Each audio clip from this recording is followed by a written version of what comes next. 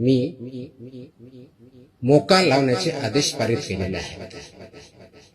So we have issued the order saying that mocha provisions will be मोका कायदा मोकोका ज्याला आपण म्हणतो महाराष्ट्र.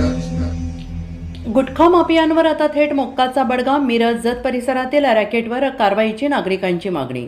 महाराष्ट्र राज्याचे अन्न व औषध प्रशासन आयुक्त तुकाराम मुंढे यांनी गुटखा, सुगंधी तंबाखू, निकोटीनयुक्त पान मसाल्याच्या अवैध व्यवसायाविरोधात कठोर भूमिका घेत थेट मोक्का अंतर्गत कारवाई करण्याचे निर्देश दिल्यानंतर राज्यभरात या निर्णयाचे स्वागत होत आहे. विशेषतः सीमावर्ती सांगली जिल्ह्यातील मिरज आणि जत तालुक्यात या निर्णयामुळे गुटखा माफियांचे धाबे दणाणले आहेत.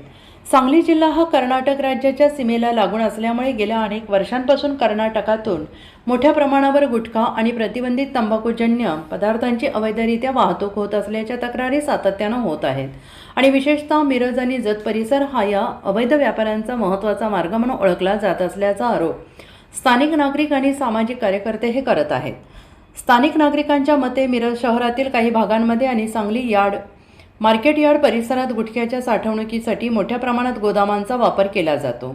अनेक वेळा विविध तपास यंत्रणांनी छापेमारी करून मोठ्या प्रमाणात गुटखा जप्त केल्याच्या घटना समोर आलेल्या आहेत. मात्र कारवाईनंतर अवैध व्यवसाय पूर्णपणे बंद झालेला दिसत नसल्याने या संपूर्ण साखळीमागील मुख्य सूत्रधार कोण याचा शोध घेण्याची मागणी होते आहे.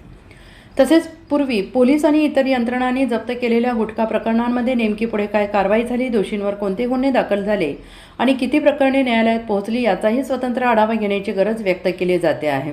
काही प्रकरणांमध्ये प्रभावशाली व्यक्तींच्या दबावामुळे कारवाईची धार बोथट झाल्याच्या चर्चा नागरिकांमध्ये सुरू आहेत. त्यामुळे मागील सर्व मोठ्या कारवायांची निष्पक्ष चौकशी व्हावी अशी मागणी आता जोर धरू लागली आहे. आयुक्त तुकाराम मुंढे यांनी दिलेल्या नव्या निर्देशानुसार आता केवळ किरकोळ विक्रेत्यांवर कारवाई न करता उत्पादक, पुरवठादार, वाहतूकदार, गोदाम मालक, आर्थिक पाठबळ देणारे संपूर्ण अवैध साखळीतील संबंधित घटकांवर संघटित गुन्हेगारी कायद्याअंतर्गत कारवाई होण्याची शक्यता आहे. त्यामुळे गुटखा व्यवसायातून कोट्यावधींची उलाढाल करणाऱ्या रॅकेटवर मोठा आघात होणार असल्याचं मानलं जात आहे. नागरिक आणि विविध सामाजिक संघटनांनी आयुक्त तुकाराम मुंढे यांच्या या निर्णयाचं स्वागत करत राज्य शासन आणि स्थानिक प्रशासनाने मिरज, जत आणि सीमावर्ती भागांमध्ये विशेष मोहीम राबवून गुटखा माफियांचा कायमचा बंदोबस्त करावा अशी मागणी केली आहे.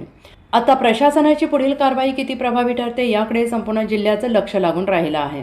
गुटखा माफियांविरोधातील ही मोहीम केवळ कारवाईपुरती मर्यादित न राहता संपूर्ण रॅकेट उद्ध्वस्त करण्यापर्यंत पोहोचेल का आणि मिरज, जत परिसरातील अवैध गुटखा व्यापाऱ्यांवर खरोखरच लगाम लागेल का हे पाहणं आता महत्त्वाचं ठरणार आहे.